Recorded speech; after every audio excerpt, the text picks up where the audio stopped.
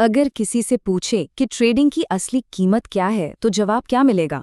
Profit और loss, है ना? ज्यादातर लोग यही सोचते हैं। पर एक और कीमत है, एक ऐसी छुपी हुई कीमत जिसके बारे में कोई बात नहीं करता, पर सच कहूं तो यही सबसे ज्यादा मायने रखती है। तो चलिए आज इसी छुपे हुए पहलू को समझते हैं। हर एक ट्रेड की कोई ना कोई कीमत होती ही है। कभी ये पैसा होता है, तो कभी आत्मविश्वास, और कभी कभी तो ये हमारी नींद, हमारा सुकून या खुद पर जो भरोसा होता है ना, वो होता है। देखिए, एक नए और एक प्रोफेशनल ट्रेडर के सोचने के तरीके में जमीन आसमान का फर्क होता है, खासकर जब बात कीमत की आती है। एक बिगिनर सिर्फ अपने प्रॉफिट लॉस स्टेटमेंट को देखता है, मतलब सिर्फ पैसों का हिसाब किताब। लेकिन एक प्रोफेशनल वो इमोशनल कॉस्ट को भी कैलकुलेट करता है, यानी कि इस ट्रेड ने उसकी मन की शांति, उसके आत्मविश्वास और उसकी नींद की क्या कीमत वसूली है। तो चलिए अब जरा गहराई में उतरते हैं और ट्रेडिंग की इस असली लागत को समझते हैं। ये इमोशनल कॉस्ट या भावनात्मक लागत आखिर है क्या चीज़, और ये पैसे से भी ज्यादा जरूरी क्यों हो जाती है? सीधी और सरल भाषा में कहें तो इमोशनल कॉस्ट वो मानसिक और मनोवैज्ञानिक बोझ है जो ट्रेडिंग धीरे धीरे हमारे ऊपर डालती है। इसमें स्ट्रेस है, डर है, पछतावा है और एक समय के बाद आने वाला बर्नआउट भी। ये वो अनदेखी कीमत है जो ट्रेडर्स हर रोज चुकाते हैं। और सबसे चौंकाने वाली बात पता है क्या है? कोई कागज पर अपने अकाउंट में प्रॉफिटेबल दिख सकता है, लेकिन अंदर से भावनात्मक रूप से वो पूरी तरह दिवालिया हो चुका हो सकता है, क्योंकि पैसों में सफलता का मतलब हमेशा मन की शांति नहीं होता। आइए अब उस इमोशनल रोलर कोस्टर को समझते हैं जिस पर ज्यादातर ट्रेडर्स सफर करते हैं। हम स्टेप बाय स्टेप देखेंगे कि कैसे सिर्फ एक ट्रेड भावनाओं का एक ऐसा खतरनाक जाल बुन सकता है जिससे निकलना मुश्किल हो जाता है। तो ये सब शुरू कैसे होता है? सबसे पहले आती है उम्मीद, एक जबरदस्त उम्मीद कि ये ट्रेड तो बस काम कर ही जाएगा।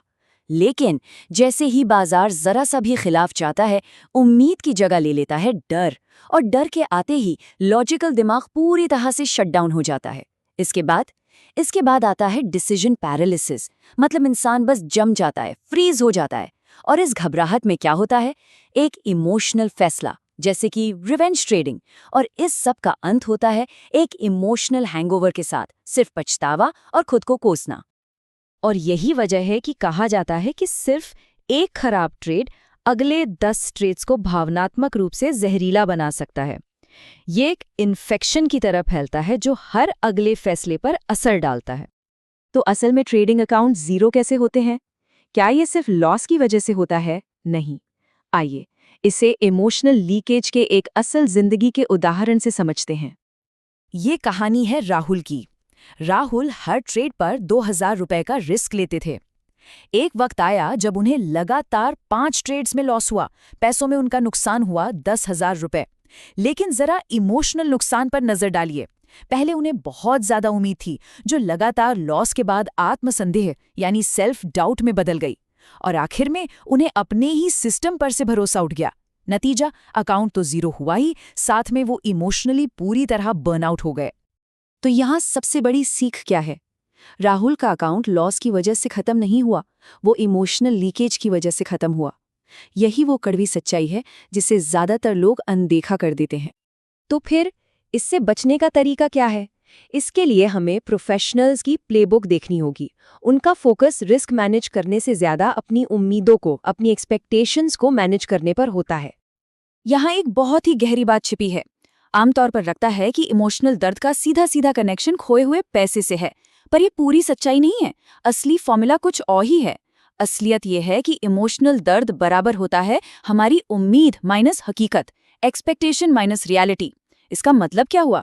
जितनी बड़ी उम्मीद पाली होगी, हकीकत से टकराने पर दर्द भी उतना ही ज्यादा होगा। तो प्रोफेशनल्स का पहला नियम है, अपने दर्द को पहले से ही तय कर लो। मतलब ट्रेड लेने से पहले ही वो अपना मैक्सिमम लॉस, एग्जिट पॉइंट और पोजीशन साइज सब कुछ तय कर लेते हैं। क्यों?